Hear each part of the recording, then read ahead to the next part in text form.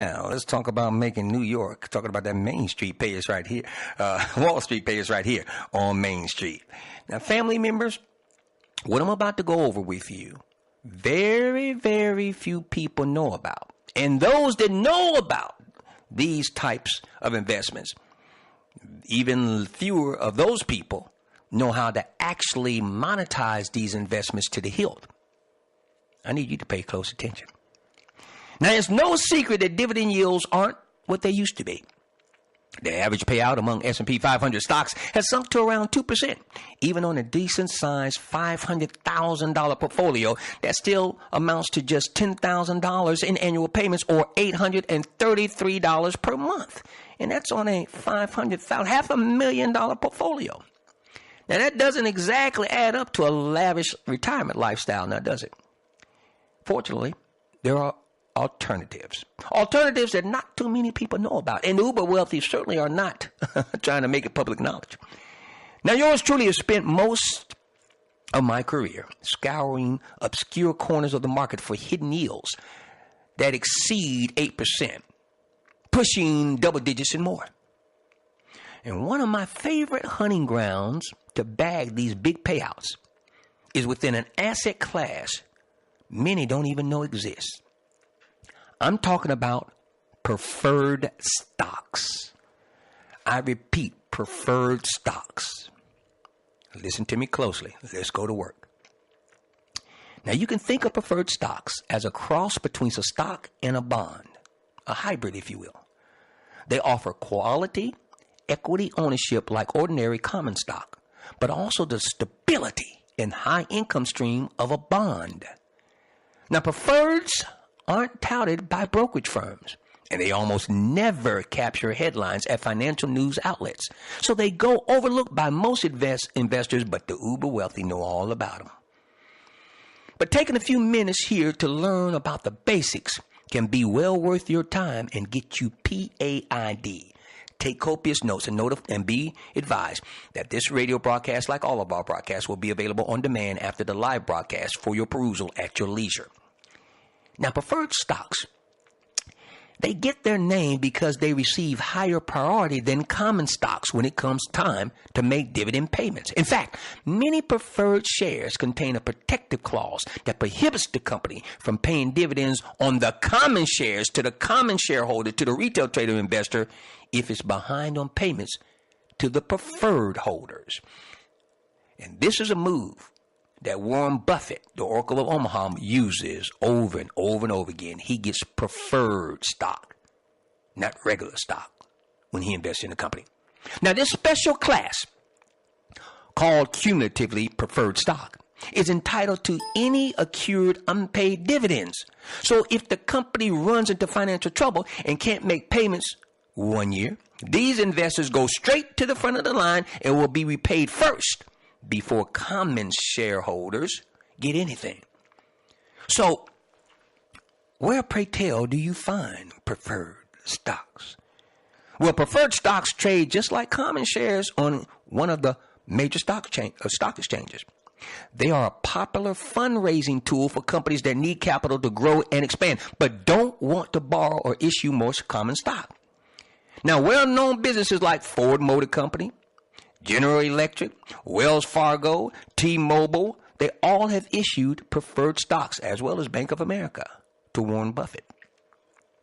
Now, the average payouts,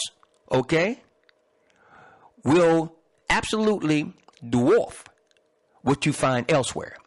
Now, write this down. The iShares U.S. Preferred Stock ETF trades under the symbol PFF. Once again, the iShares U.S. Preferred Stock Macro Position ETF trades under the symbol PFF, offers a robust yield of 5.6%.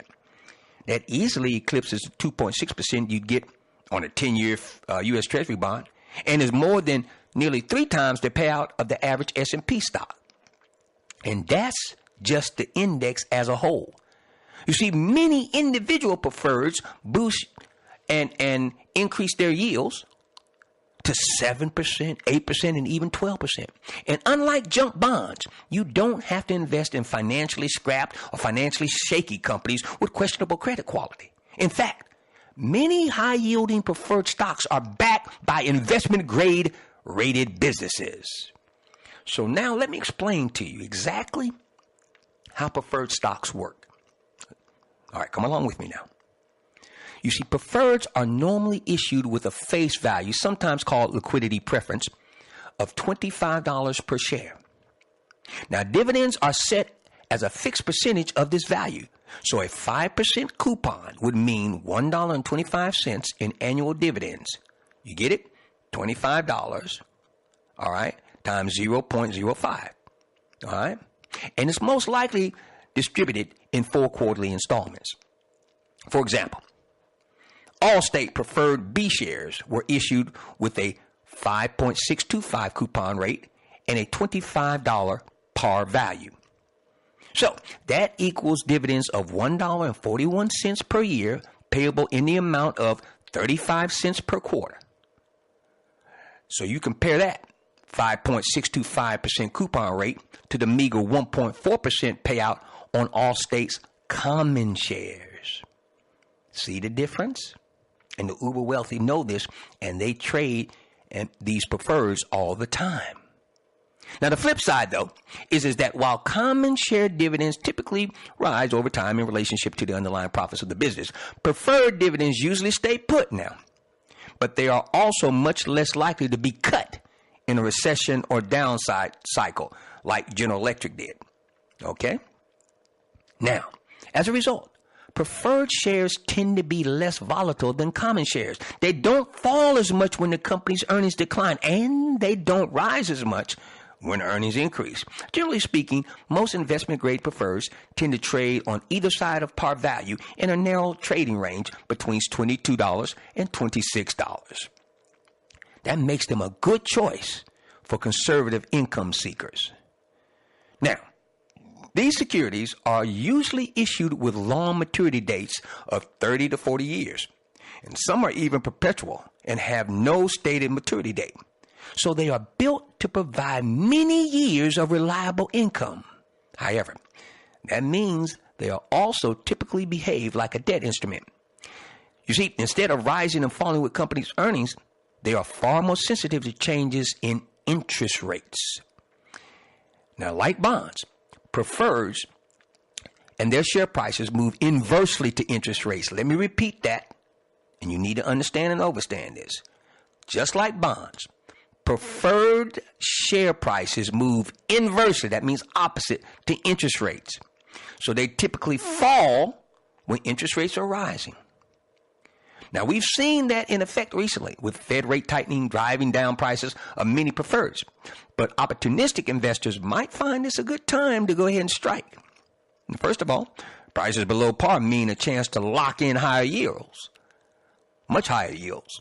Furthermore, assuming you hold to maturity, you will receive the full $25 face value. Now, that doesn't mean these securities are bulletproof. Remember, bondholders and other creditors receive top priority for any residual assets in the event of a bankruptcy. Okay? And that's ahead of both preferred and common shareholders. And the company doesn't have to go under for investors to lose money. A simple credit downgrade, meaning a higher chance of default on borrowing, is enough to send preferred shares plummeting. And another thing to consider, preferreds are callable. Let me explain that. Preferred shares are callable, meaning the issuer can buy them back from you at an issued price before they mature.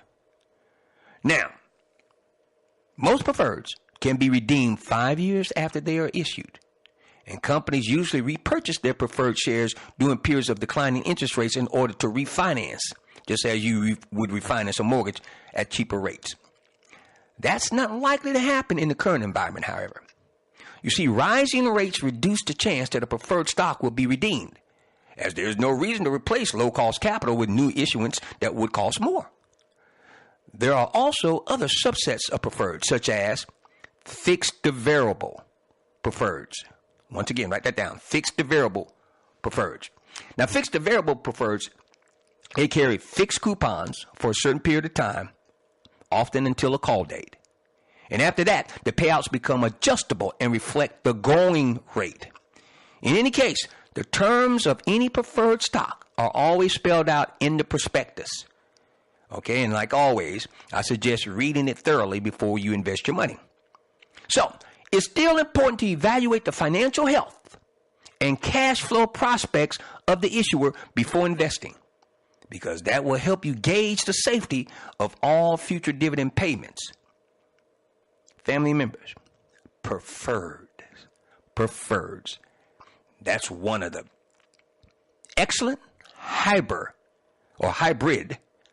okay, forms of investments that the uber wealthy use consistently to get PAID, and very few people, if any, that are regular traders and investors know anything about preferreds. Use this information to get you PAID